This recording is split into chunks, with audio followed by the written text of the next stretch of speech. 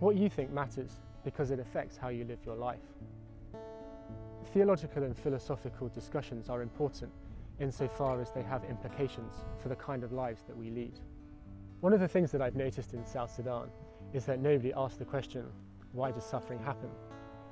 People take it as the starting point of their experience and then work towards how much they can alleviate it.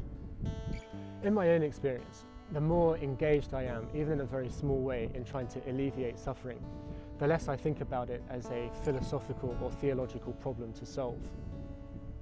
Pain, evil and suffering are the starting point, and we work forward from there to think how can we alleviate it.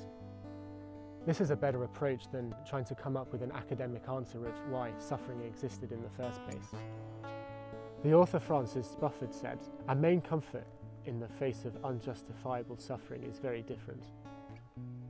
It's not an investment in order we're asked to make, it's a gamble on change.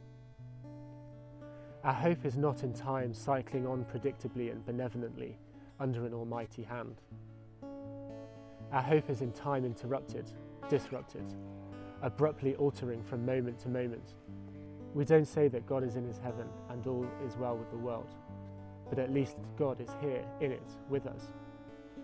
We don't have an argument that solves the problem of the cruel world, but we have a story." I think this is a beautiful summary of the Christian hope in the face of suffering. We have a story that helps us live, not a nice, neat, cut out and keep answer. Looking around the world, we see all too frequent wars, natural disaster, disease, people doing awful things to each other, random incidents which we think should not happen. So against this backdrop, how do we live? How do we have hope? Denial is an option. We can sit back and say that things are generally fine for me. We can chase pleasure and think that nothing's ever going to come our way.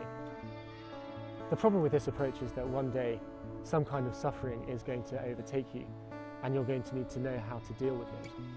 When I think of all of the awful things which are happening around the world, of the terrible things which are happening to individual people, which maybe are even happening to you right now, I think of the whipped and bloodied and beaten Christ hanging on the cross.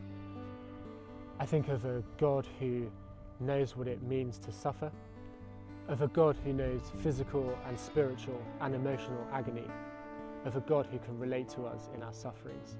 But I also think of a God who did not watch this from afar, who rolled up his sleeves and entered the bloodied mess of our existence, of a God who has a plan to restore all things back to himself, of a God who has a plan to work through a people to bring restoration to the world.